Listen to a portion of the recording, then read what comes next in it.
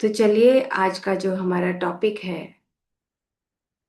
वो टॉपिक है the cause and effect. The cycle of cause and effect.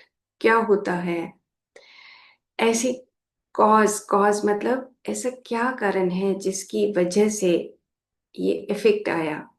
ऐसा क्या कारण हुआ कि जिसकी वजह से बीमारी आई। ऐसा क्या कारण हुआ कि हमने इस घर में जन्म लिया।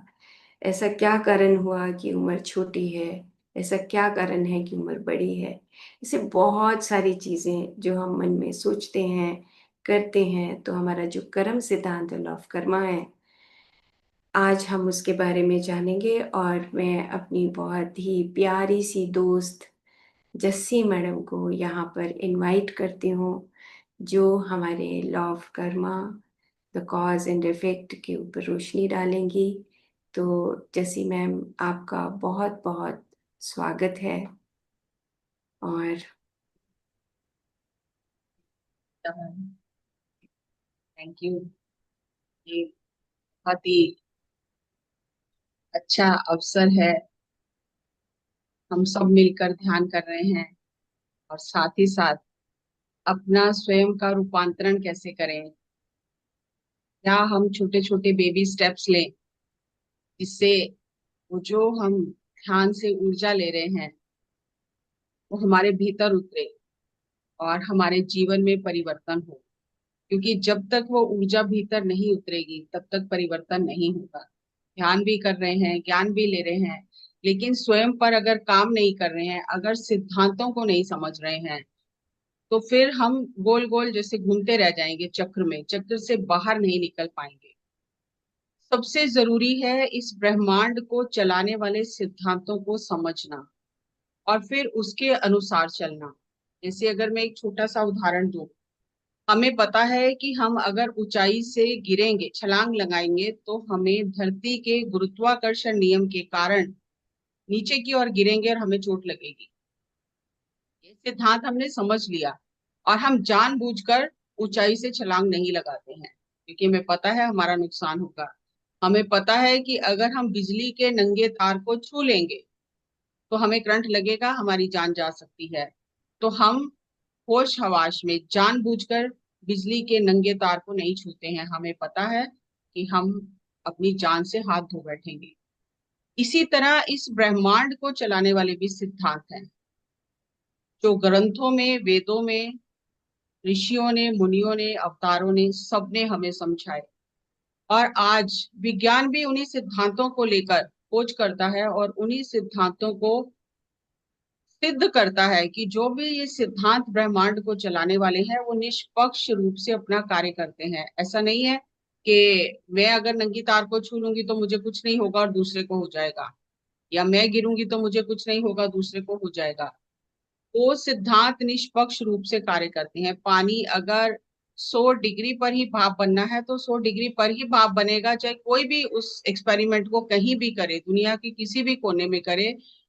विज्ञान के नियम निष्पक्ष रूप से कार्य करते हैं। इसी तरह ये ब्रह्मांड के नियम भी निष्पक्ष रूप से अपना कार्य करते हैं। कोई हमें रोने के लिए, दुखी होने के लिए धरती पर नहीं भेजा गया है, और ना ही हम इन सब चीजों के लिए धरती पर आए हैं। धरती पर आए हैं अपनी आत्मा के विकास के लिए। हम धरती पर आए हैं स्वयं में सुधार करने के लिए।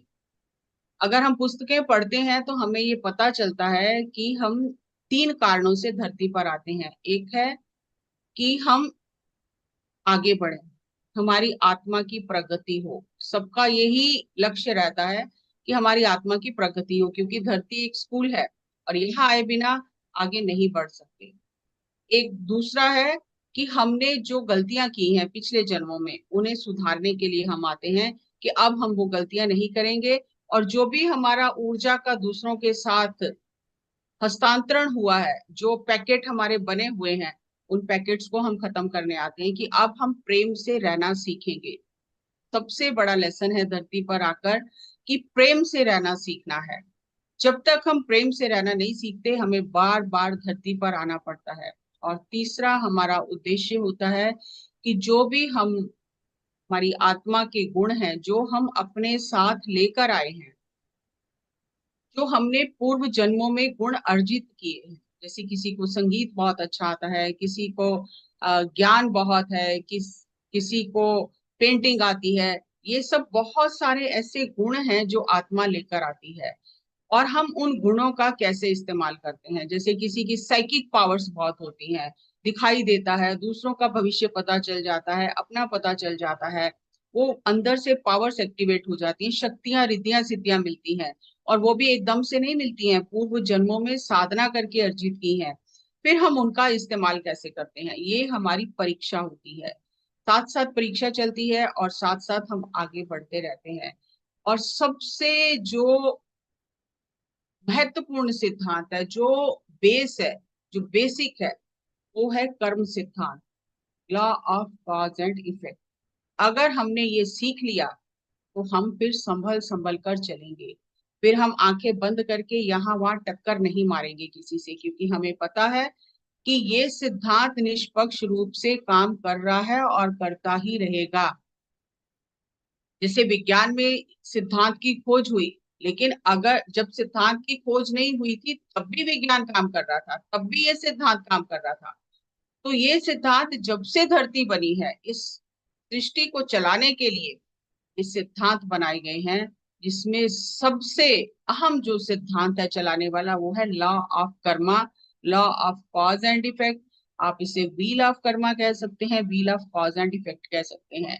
जब हमें ये समझ में आ गया कि हमें किस तरह से चलना है, तो फिर हम बहुत ही सावधानी पूर्वक सुखद यात्रा करके यहाँ से चले जाएंगे। जैसे हम गाड़ी लाते हैं बहुत बढ़िया, और अगर हमें ड्राइविंग नहीं आती और हम भीड़ भाड़ वाले रास्तों में चले जाते हैं, तो हम अपना भी नुकसान करेंगे, दूसरों का भी नुकसान करेंगे। तो हम क्या करते हैं, हम पहले किसी कुशल जो टीचर है, जो सिखाने वाले हैं, शिक्षण देने वाले हैं, उनसे गाड़ी चलाना सीखते हैं। और जब हम गाड़ी चलाना सीखते हैं, थोड़ा थोड़ा हमें गाड़ी चलाना आ जाता है, तो हमें उसकी प्रैक्टिस करनी पड़ती है। और जब प्रैक्टिस करते हैं तो आपने देखा होगा कि पीछे एल का साइन लगाना जरूरी होता है कि मैं अभी सीख रहा हूं। और अगर आसपास कुछ ऐसे लोग हैं जो बहुत अच्छी ड्राइविंग करते हैं, तो उनको ये संदेश मिल जाता है कि उन्हें संभल कर चलना है, क्योंकि मैं अभी नौसिखिया हूँ, मेरे से गलती हो सकती है। तो एल का बोर्ड लगाकर चलते हैं। तो इसी तरह धरती के स्कूल पर हम यहाँ पर इस शरीर को लेकर, आत्मा ये ड्राइविंग करने आई है, सीखने आई है कि किस तरह से मैं सुकुशल अपनी यात्रा पूरी करके यहाँ से चली जाऊं और मुझे कोई दिक्कत ना हो और ना मैं किसी को तकलीफ दूं।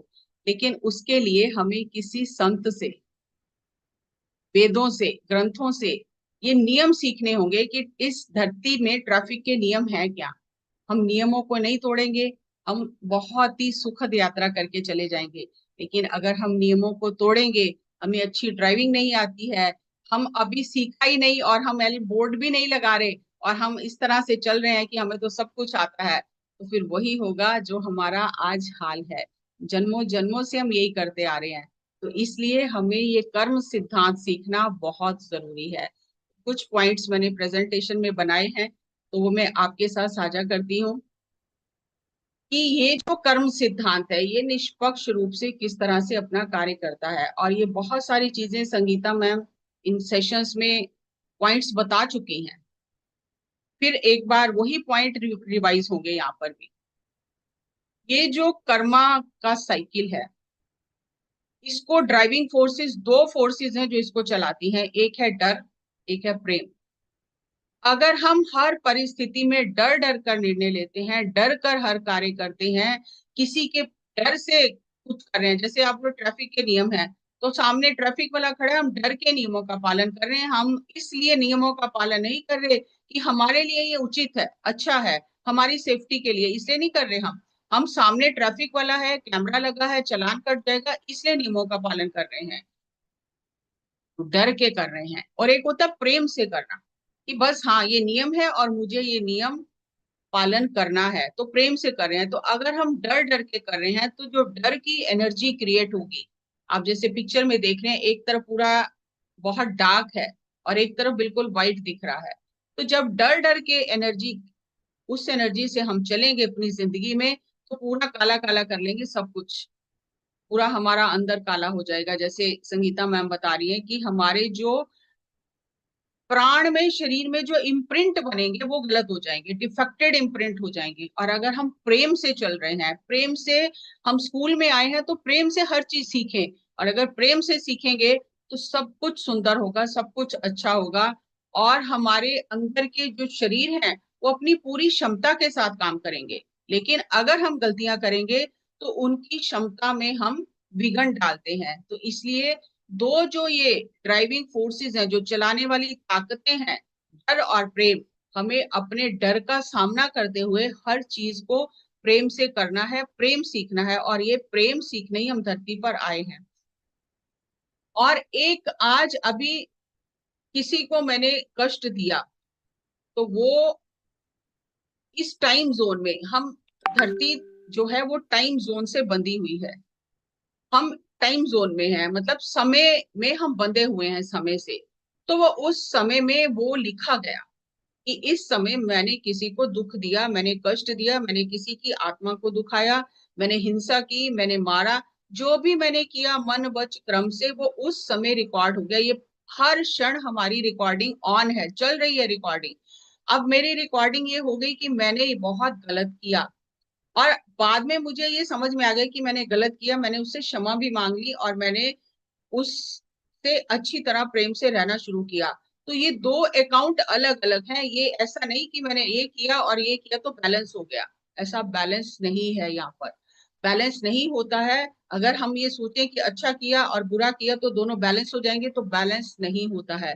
दोनों क्रेडिट डेबिट अकाउंट अलग अलग चलते हैं, और जब तक वो जीरो नहीं हो जाते हैं नीचे आके, तब तक हम इस चक्र में उलझे रहते हैं। तो हम इस भ्रम में ना रहें कि मैं बहुत अच्छे कर्म कर रही हूँ इसलिए मेरी तो गलतियां माफ हो जाएंगी, मैं बहुत ध्यान प्रचार कर रही हूँ, सेवा कर रही हूँ, मेरी गलतियां माफ हो जाएंगी। वो अकाउंट अलग है, ये अकाउंट अलग है, दोनों का हिसाब अलग अलग होगा। तो इसीलिए हमें बहुत ज्यादा जागरूक रहकर, तभी तो कहते हैं कि सोचने से पहले सोचो, बोलने से पहले बोलो, करने से पहले सोचो। हमने सिर्फ यही सुना है कि बोलने से पहले सोचो, नहीं, पत्री जी कहते थे सोचने से पहले भी 1000 बार सोचो। क्योंकि वो धीरे धीरे वो एनर्जी उसको चैनल करेगी, आगे बढ़ेगी, वो वही सोच जाके आगे आपकी वाणी से प्रकट होगी और आपके कर्मों से प्रकट होगी। तो इसलिए सोचना भी बहुत सोच सोच के है कि जो मैं सोच रहा हूँ इसमें मेरा कल्याण है, लोक कल्याण है, या इसमें मैं किसी का नुकसान कर रहा हूँ। तो हमें ये ध्यान रखना है कि हर चीज लिखी जा रही है, हर चीज का रिकॉर्ड हो रहा है, रिकॉर्ड बन रहा है, लेखा जोखा हर चीज का हो रहा है। ये कर्मा जो है, जो हम कर्म करते हैं, कर्मा अगर इसको हम तोड़ें क्रम, तो जैसे होता है ना 1 2 3 4 5, हम कहते हैं क्रम में लिखो, 1 2 3 4 5 ऐसे क्रम में लिखते हैं। तो कर्मा क्रम, क्रम में हम जो जो करते जा रहे हैं वो क्रम में लिखा चला जा रहा है। तो ये जो क्रम में लिखा चला जा रहा है, अब इसका आगे जो प्रभाव होगा वो हमारे जीवन पर दिखाई देना शुरू हो जाएगा। क्योंकि ये व्यक्तिगत, किसी से इसका कोई लेना देना नहीं है, ये अव्यक्तिगत रूप से एनर्जी का जो एक तंत्र है वो काम करता है।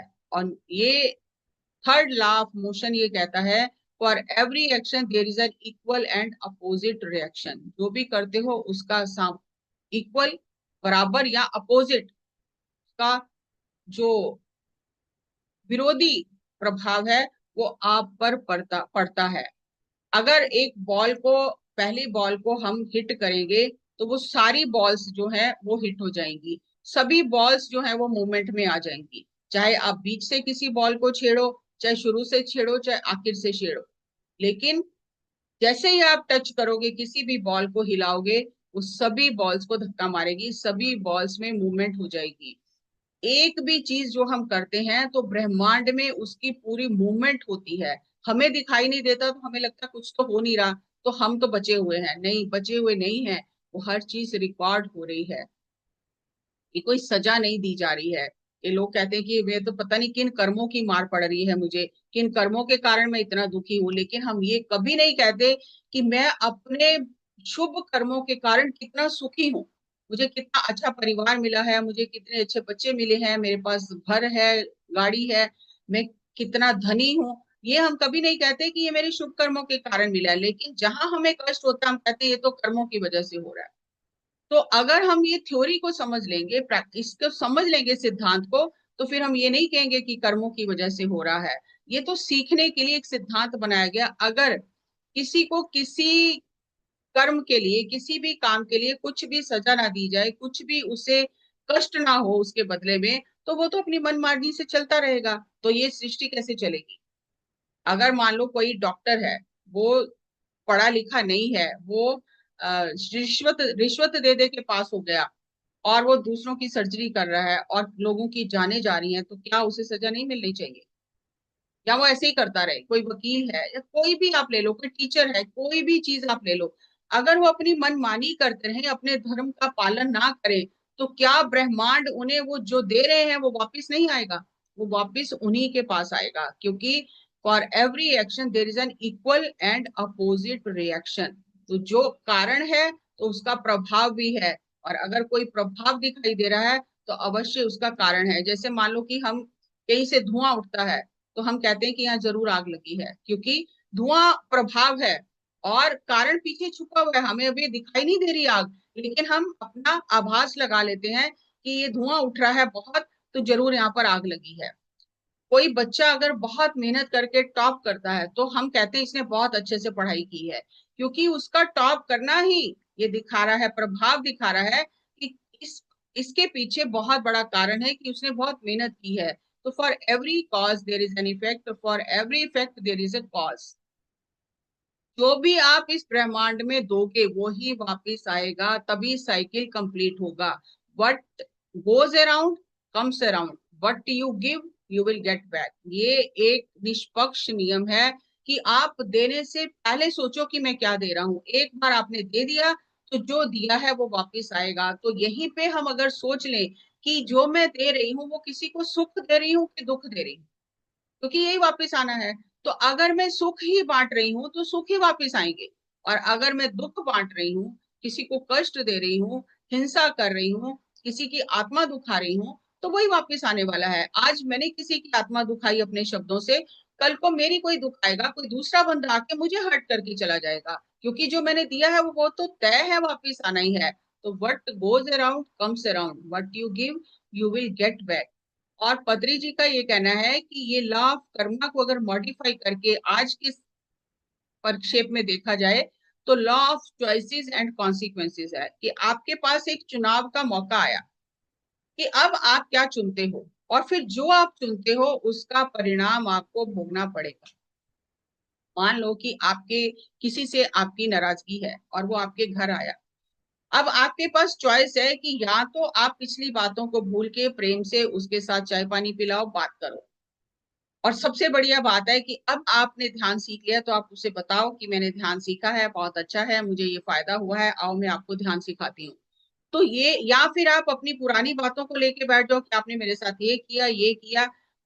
तो आपके पास ये चॉइस है कि आपको वो गड़े मुर्दे उखेड़ने हैं, या कुछ जो ब्रह्मांड का ज्ञान आपको मिला है आपको वो आगे बांटना है। तो जो भी आप करोगे उसका फिर परिणाम आपको भोगना ही पड़ेगा, आप बच नहीं सकते। तो हर मोमेंट पे हमारे पास चॉइस होती है, ये करना है कि ये करना है। तो जो भी हम चुनेंगे फिर उसी का प्रभाव, उसी का परिणाम हमें भोगना पड़ेगा। तो हमें नॉन जजमेंटल एक्सेप्टेंस रखना है कि वर्तमान में मेरा क्या धर्म बनता है, मुझे वर्तमान में रह के क्या करना चाहिए, वो करना है। चीजों को देखकर उनका मूल्यांकन नहीं करना है। Karma is impersonal, choices are personal responsibility, क्योंकि आप ही को चुनना है तो आपकी खुद की रिस्पॉन्सिबिलिटी है। ये किसी परमात्मा की, किसी मास्टर की या किसी और की रिस्पॉन्सिबिलिटी नहीं है। बाद में ये नहीं कह सकते कि मैंने उसके कहने से किया था।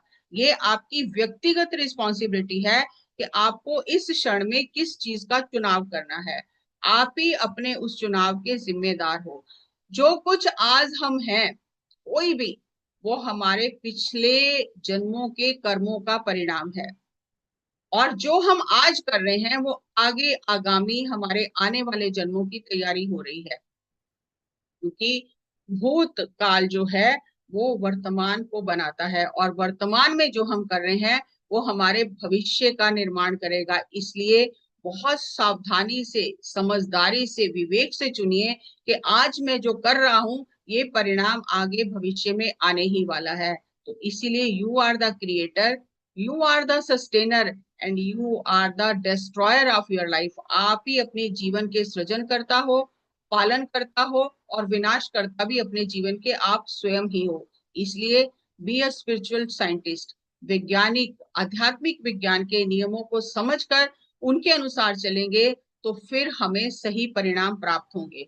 और गुरबानी में भी ये कहा गया है कि कर्मा जो हम कहते हैं ये एक न्याय है, न्याय प्राणता है।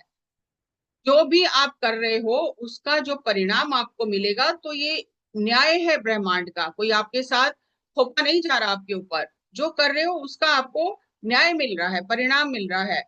तो जो अगर व्यक्ति जहर के बीज बो रहा है तो वो ये उम्मीद करे कि अमृत के फल वहां पर लगेंगे पेड़ पर, तो कभी हो नहीं सकता है। ये न्याय नहीं है। जो आपने बीजा है वही मिलेगा। नीम बोने से आपको आम नहीं मिलेंगे। तो बोने के समय सोचना है कि आपको नीम चाहिए कि आम चाहिए।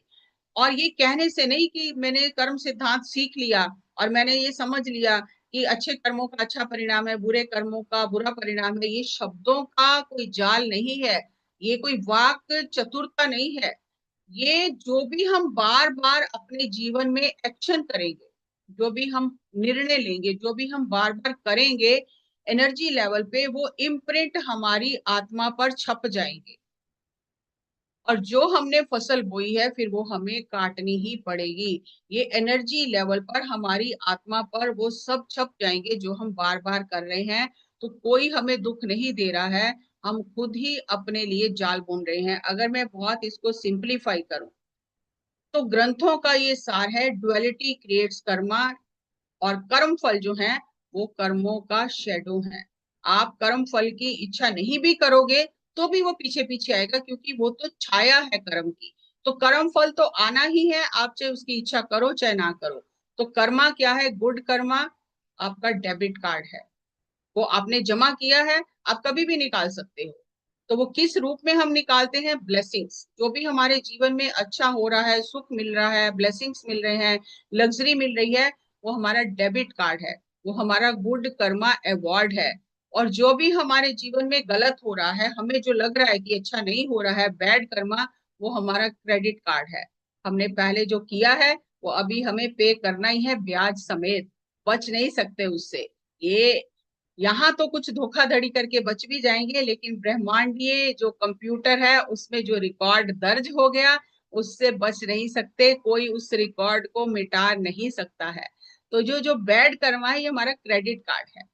और पेन और सफरिंग इसी वजह से आती है कि हमने पहले जो दिया है, जो लिया, किसी को कष्ट दिया है, अब वो क्रेडिट कार्ड है, अब तो वो पे करना ही है आपको। तो सिंप्लीफाई अगर इसको किया जाए तो गुड कर्मा हमारा डेबिट कार्ड है और बैड कर्मा हमारा क्रेडिट कार्ड है, जो हमें पे करना ही है। और बहुत आपने ये बात सुनी है कि हमारे संचित कर्मा होते हैं, प्रारब्ध कर्मा होते हैं, क्रियावान कर्मा होते हैं, सब जानते हैं। लेकिन ये काम कैसे होता है वो समझना है। तो आप जैसे देख रहे हो कि जो पीछे पड़े हैं तीर, जो कंधे के पीछे क्या कहते हैं उसको, मुझे याद नहीं आ रहा, उसमें जो तीर पड़े हैं अभी जिनका हमने इस्तेमाल नहीं किया है, वो संचित कर्मा है। पीछे ले हैं हम बैग, वो संचित कर्मा है।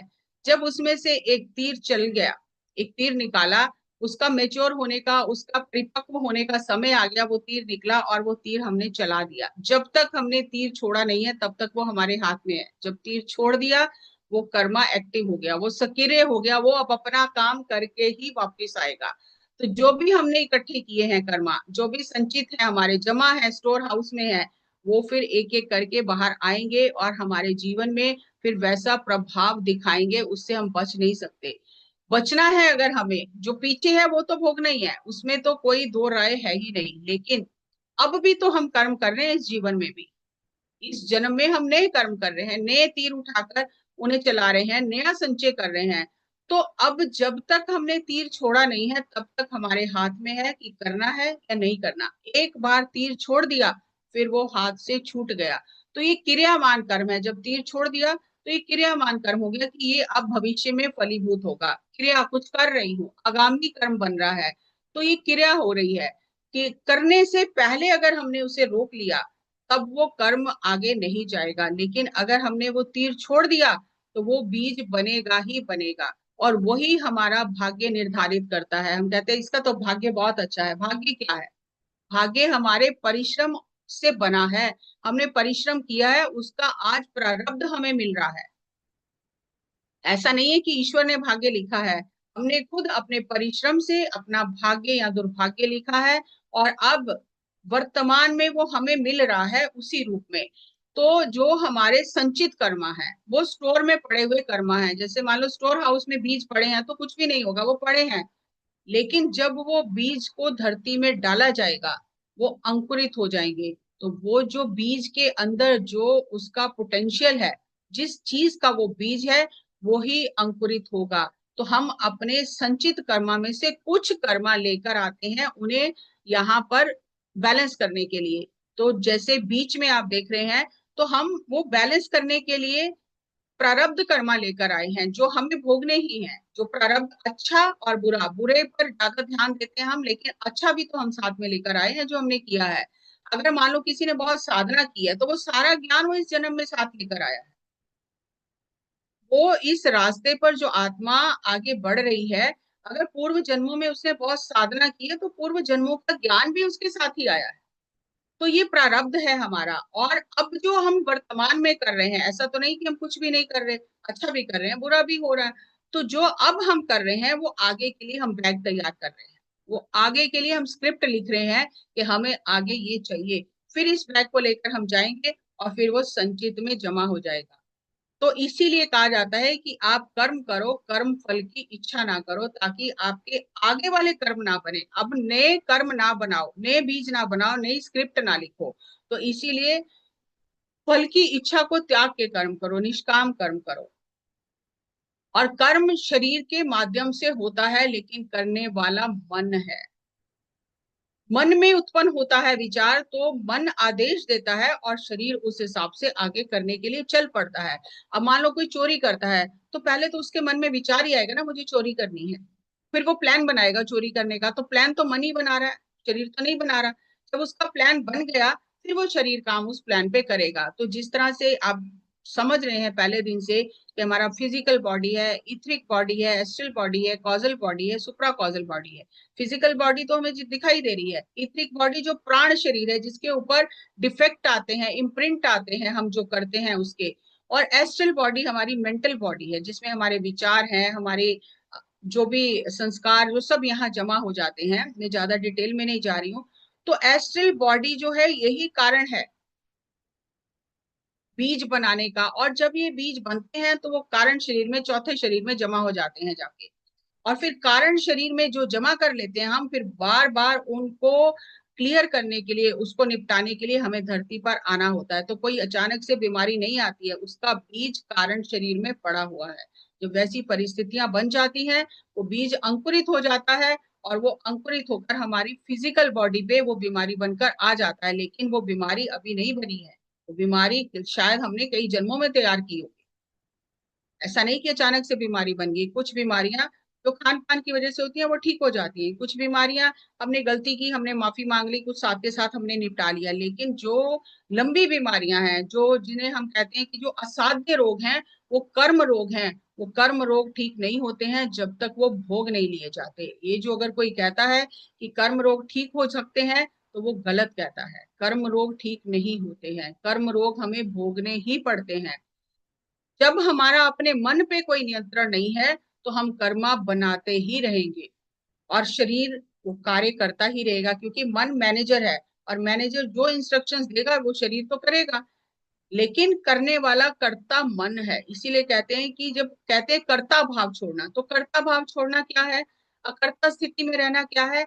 जब हम मन को शून्य कर लेते हैं, जब तक मन शून्य नहीं होगा ये कर्म बनाता चला जाएगा। और जब मन को ध्यान में शून्य रहना आ जाएगा, फिर हर कर्म करते हुए वो शून्य रहना शुरू करेगा, तो फिर कर्मा का साइकिल टूट जाएगा। कहीं तो आपको तोड़ना ही पड़ेगा उस साइकिल को। तो हमें अब कार्मिक साइकिल से निकलकर धार्मिक साइकिल में एंटर करना है। ये पतरी सर का ही कोटेशन है, कम आउट ऑफ कार्मिक साइकिल एंड एंटर द धार्मिक साइकिल। अब कार्मिक साइकिल से निकलने के लिए आपको धर्म चक्र को अपनाना होगा। आत्मज्ञान से पहले जो भी हम करते हैं वो हम कर्म बंधन में बंधे ही रहते हैं। सब गुड और बैड जो भी है वो हमारे कर्म बनाता है आत्मज्ञान से पहले, क्योंकि हमें समझ ही नहीं है क्या करना है क्या नहीं करना। लेकिन आत्मज्ञान के बाद धर्म शुरू होता है, हमें समझ में आता है कि हमारा धर्म क्या है। और जब तक धर्म समझ में नहीं आता हमारे कर्मा बनते ही रहते हैं। अब हम ध्यान कर रहे हैं, ये सुबह सुबह बैठकर विज्ञान सीख रहे हैं, आध्यात्मिक विज्ञान सीख रहे हैं, तो हम धर्म को जानने का प्रयास कर रहे हैं कि मेरा धर्म क्या है, मैं क्या करने धरती पर आया हूँ। अगर मैं इस परिवार में रह रहा हूँ तो परिवार के प्रति मेरा धर्म क्या है। और धर्म बहुत डीप सब्जेक्ट है, बहुत ही सूक्ष्म ये विषय है। पल पल धर्म भी बदलता है। इस समय इस क्षण मेरा ये धर्म है और उसी परिस्थिति में अगले क्षण मेरा धर्म अलग भी हो सकता है। तो ये जब तक आत्मा नहीं जागेगी, जब तक अंदर से ज्ञान नहीं मिलेगा, तो हमें ये समझ ही नहीं आएगा कि इस समय मेरा क्या धर्म है, क्योंकि मन हावी हो जाएगा। आत्मज्ञान क्या है? आत्मज्ञान का अर्थ है कि अब आत्मा जागी, अब मन हावी नहीं हो रहा, अब आत्मा के ज्ञान से काम कर रहे हैं, वही आत्मज्ञान है। लेकिन जब तक वो अंदर का दिया नहीं जला, आत्मज्ञान नहीं हुआ, तब तक मन हावी रहता है और मन जो है वो कर्म कराता है। तो वो कर्म धर्म के अनुसार नहीं होते हैं। धर्म हमें तभी आएगा जब हम आत्मज्ञानी बनेंगे। और इसीलिए सभी ग्रंथों में कहा गया, और भगवत गीता में श्री कृष्ण भगवान ने कहा, ज्ञान अग्नि दग्ध कर्माणम। कर्म हमने समझ लिया, बनते हैं और इस चक्कर में पड़े रहते हैं, लेकिन निकलना कैसे है? असली हमें फोकस ये करना है कि इससे निकलना कैसे है। वो तो हमने समझ लिया कि सब कुछ हो रहा है, ये नियम काम कर रहा है, लेकिन हमें निकलना कैसे है उस चक्र से? तो कृष्ण भगवान कहते हैं, ज्ञान अग्नि दग्ध कर्माणम। ज्ञान अग्नि से ही आपके कर्म दग्ध होंगे। अगर कोई आपको कहता है कि दान करने से आपके कर्म दग्ध हो जाएंगे, सेवा करने से दग्ध हो जाएंगे, अच्छे कर्म करने से कर्म दग्ध हो जाएंगे, तो ये बिल्कुल गलत बात है। कोई भी ग्रंथ इस बात की हामी नहीं भरता है कि आप अच्छे कर्म करोगे तो आपके बुरे कर्म दग्ध हो जाएंगे।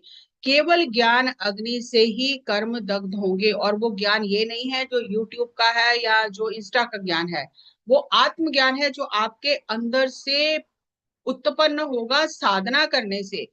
और वो जो ज्ञान है, जब आप उस ज्ञान के अनुसार जीवन जीना शुरू करोगे तब वो कर्म दग्ध होंगे। और इसमें बहुत बारीकी है इस सेंटेंस में भी कि कौन, एक तो स्वयं की आत्मा का ज्ञान हो पहले और आत्मा हमारा मार्गदर्शन करे, और फिर उसके अनुसार हम चलेंगे, तब ये कर्म दग्ध होंगे। लेकिन यहाँ पर भी दो चीजें हैं कि एक है आत्मज्ञान और एक है ब्रह्म ज्ञान।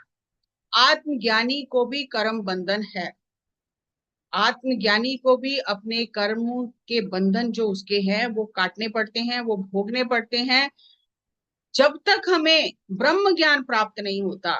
ब्रह्म ज्ञान अलग अवस्था है। ब्रह्म ज्ञान है कि मैं ही ब्रह्मांड हूँ, मेरे में ब्रह्मांड है और मैं ब्रह्मांड में हूँ।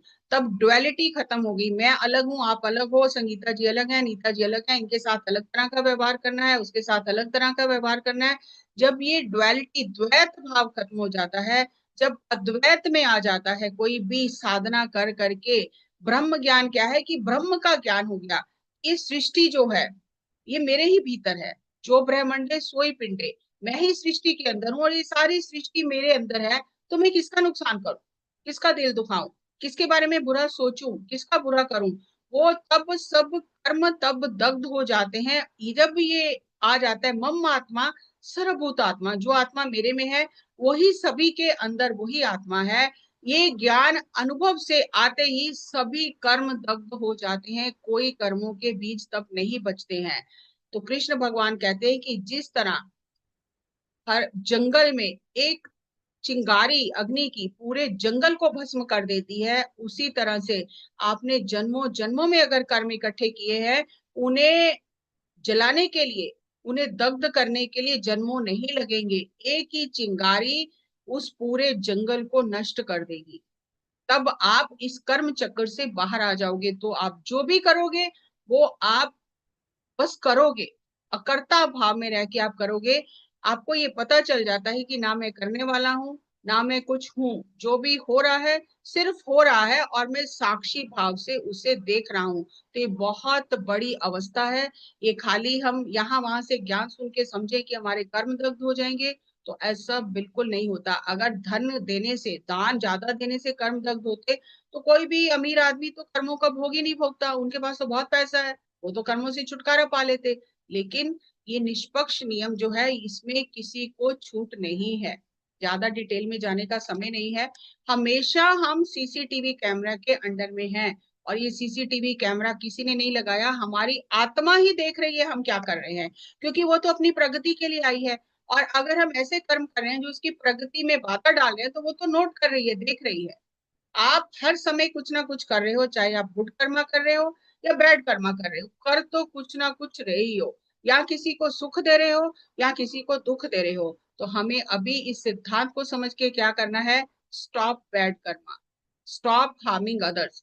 दूसरों को कष्ट देना, दुख देना, मनसा वाचा कर्मणा बंद करे और start doing good Karma. Good Karma क्या है, हेल्पिंग अदर्स, कि जहां तक हो सके मैं अच्छा क्या कर सकती हूँ। बदले की भावना को, द्वेष को, ईर्ष्या को हटाकर इस क्षण में मैं इस व्यक्ति के लिए अच्छा क्या कर सकती हूँ, मैं इसे कैसे सुख दे सकती हूँ। जब ये भाव हमारे अंदर आ जाएगा, तब हम कर्मों को क्रिएट करना, कर्मों को बनाना बंद कर देंगे। और जब तक ये भाव हमारे अंदर नहीं आएगा, तब तक हम इस कर्म चक्र में पड़े ही रहेंगे।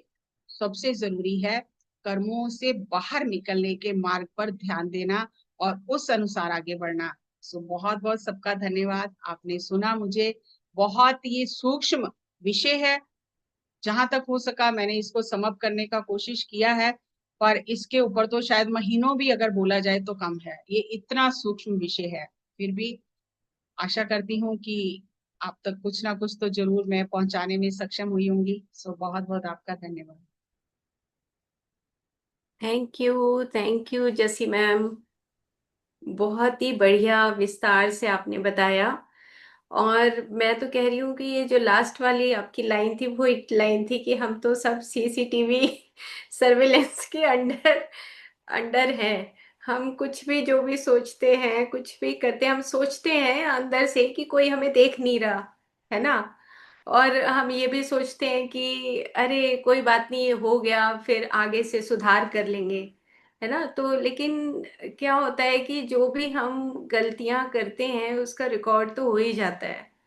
और वो हमारे जैसे पीछे आपने वो तर्कश दिखाया कि भाई ये तो पीछे संचित कर्म है, उसमें से एक तीर भी निकालेंगे तो वो आगे आ जाएगा, वो प्रारब्ध होगा ना। और ये सब इतना बड़ा सब्जेक्ट है जसी मैम, ये कि इसको जो है ना हमें पल पल सीखना होगा।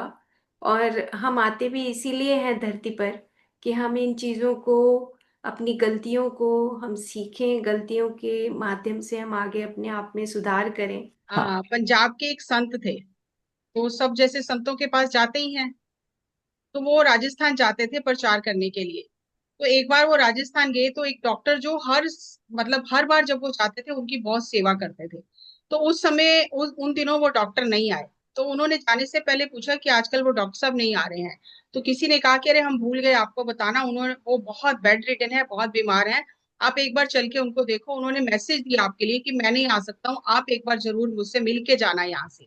तो वो संत मिलने गए उस डॉक्टर के घर, क्योंकि संत गए तो साथ में संगत बहुत चली गई, और उसके घर के रिश्तेदार भी हैं सारे वहां पर, कि पता है कि संत आ रहे हैं। वो ब्रह्म ज्ञानी संत थे। तो उन्होंने देखा, तो उनको देखते ही वो रोने लग गया बहुत, डॉक्टर। तो उन्होंने फिर पूछा कि इतना रो क्यों रहे हो, बहुत तकलीफ हो रही है क्या? तो उन्होंने कहा नहीं, इसलिए नहीं रो रहा हूँ कि तकलीफ हो रही है। उन्होंने कहा क्या परिवार वाले सेवा नहीं करते? कह रहे नहीं, इसलिए भी नहीं रो रहा हूँ। उन्होंने क्या क्या डॉक्टर सही से ध्यान नहीं रखते? उन्होंने कहा नहीं, इसलिए भी नहीं रो रहा हूँ। तो उन्होंने कहा फिर किस लिए रो रहे हो इतना? क्योंकि वो रो ही जा रहे थे। उन्होंने कहा अपने कर्मों के कारण रो रहा हूँ। आज मैं आपको बताता हूँ कि मुझे ये कष्ट क्यों हो रहा है। कह रहे हैं कि उस समय, आज से 60 साल पहले की बात है, 5 रुपए में दवा दी जाती थी और इंजेक्शन 10 रुपए में लगता था। वो कहते हैं कि मैं 10 रुपए बनाने के चक्कर में सभी पेशेंट्स को पानी का इंजेक्शन लगा देता था कि मेरे 10 रुपए बन जाएंगे। कह रहे मैं सारी जिंदगी ऐसे ही करता रहा, लेकिन अब क्योंकि वो कर्मा मेच्योर हो गया, तो आज मेरे शरीर में पानी बनता है, और वही सिरिंजेस लगा लगा के डॉक्टर दिन में कितनी बार मेरे शरीर से पानी निकालते हैं। जो पानी मैंने दूसरों को दिया, वो पानी अब मेरे शरीर से निकल रहा है। मैं इसलिए बहुत दुखी हूँ अपने कर्म के कारण, और मुझे क्षमा करें, मुझे ईश्वर से क्षमा कराएं कि मैं इस बहुत दुखी हो गया हूँ। मैं अब सहन नहीं कर पा रहा हूँ इसे, और मुझे ये समझ में आ गया कि मैं अपने कर्मों के कारण ही दुखी हूँ। तो जब संत ये जान जाते हैं कि आप अपने कर्मों के कारण दुखी हो, तो फिर उसका निवारण वो करवा देते हैं, हो जाता है। तो उन्होंने कहा कि तूने इतनी संगत के सामने सच बोला है, और सच ही दवा है, और अब धीरे धीरे ये बीमारी ठीक हो जाएगी। तो इसीलिए ये ऐसा नहीं है कि कोई डॉक्टर है या वैज्ञानिक है तो वो बच जाएगा, कोई नहीं बचेगा इस कर्म सिद्धांत से। तो मैंने कहा थ्योरी बहुत होगी, तो एक प्रैक्टिकल भी शेयर कर दूं। तो है तो बहुत कुछ, पर फिर भी thank you ji, thank you. तो जैसे मैम, कई मेडिटेटर्स लोग को लगता है कि हम तो इतना मेडिटेशन कर रहे हैं, इतनी सेवा कर रहे हैं, तो हम के हमारे ऊपर तो नहीं होगा, दान धर्म भी कर रहे हैं, तो जब तक के आप उस मुक्ति यानी कि निर्वाण की स्थिति नहीं पहुंचते हो, तब तक के आपके ऊपर कर्म का नियम लागू होता है। सिर्फ और आप ब्रह्म ये मत ज्ञानी पर कर्म का नियम लागू नहीं होता, हाँ, ब्रह्म ज्ञानी पर, बाकी सब पर वही लागू है ना। होता है। हाँ, पर आजकल तो ये वाला है ना कि लोग अपने को ब्रह्मज्ञानी समझने लग गए हैं। हमारे समझने से नहीं होता ना, ऊपर रिकॉर्ड में होना चाहिए, ऊपर रिकॉर्ड में होना यस। चाहिए। हम जो कर रहे हैं, एक तो हमारी आत्मा अंदर हमारे सेल में, वो एक एक सेल में वो रिकॉर्ड है, मेमोरी है, और एक ब्रह्मांड के कंप्यूटर में रिकॉर्ड है, बैकअप है बहुत बड़ा, तो उसमें छेड़ाखानी नहीं कर सकते हम उस बैकअप में जाके। हम भूल सकते हैं, लेकिन वो बैकअप में जो है वो हमें मिलना ही मिलना है। Thank you. Thank you Neeta ma'am, thank you Jassi ma'am, wonderful. ये डिस्कशंस होने चाहिए एक्चुअली। ये डिस्कशंस के माध्यम से ही हम सीख सकते हैं। अदरवाइज ना, जैसे हम यूट्यूब पे देखते हैं, कुछ सीरीज देख लिया, तो उससे ना समझ नहीं आता। आपस में जब डिस्कस करते हैं ना, तब हमें ये बातें समझ आती हैं। जैसे प्रैक्टिकल जो आपने बताया कि डॉक्टर के साथ कैसा हुआ, तो वो तो पे बैक मिलता है जैसे आपने बताया। तो ये डिस्कशन से हमें बहुत सारी चीज़ें हमारे जहन में, जो आप कह रहे हो ना, बैकअप में पड़ा रहता है जो, और फिर बाद में रियलाइजेशन होता है कि अच्छा ये गलती की थी, इसकी वजह से ऐसा हो रहा है ना।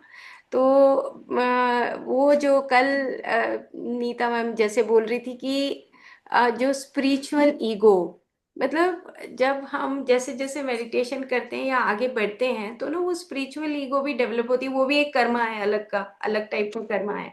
और फिर हम ये सोचने लगते हैं कि हम ही महात्मा है, हम ही ब्रह्म ज्ञानी है ना। तो वो जो चीजें हैं उस, और बैकअप में हमें पता भी होता है, हमारी सोल बार बार पीछे से चिल्लाती है कि तुम ये नहीं हो, है ना। हाँ, तुम सच्चे रहो, तुम सत्य के ऊपर ही रहो। लेकिन वो चीजें ओवरलैप हो जाती हैं, फिर मन उसके ऊपर हावी हो जाता है। तो फ्रेंड्स, बहुत अच्छा रहा आज का सेशन, वंडरफुल। और कल हम नीता मैम के साथ इसी सेशन को आगे बढ़ाएंगे, लॉ ऑफ कर्मा, और गहराई से सीखेंगे। तो थैंक यू आप सभी को जुड़ने के लिए, बहुत बहुत नमन। और कल हम फिर से मिलते हैं। आज हमने जो सीखा उसको डाइजेस्ट करेंगे, एसिमिलेट करेंगे, एब्जॉर्ब करेंगे, अपने खून में उतारेंगे, अपनी डायरी लिखेंगे। बहुत सारे काम दे दिया आज जैसी मैम ने हमें, ये ऐसे ऐसे करना है, सब सब लिखते जाइए। जो भी हमारी गलतियां हैं उसको करेक्शन करिए, ताकि हमारे आगे के आगामी कर्म ना बने। हम न्यूट्रल होकर निष्काम भाव से काम करते रहें। Okay, thank you friends, bye bye.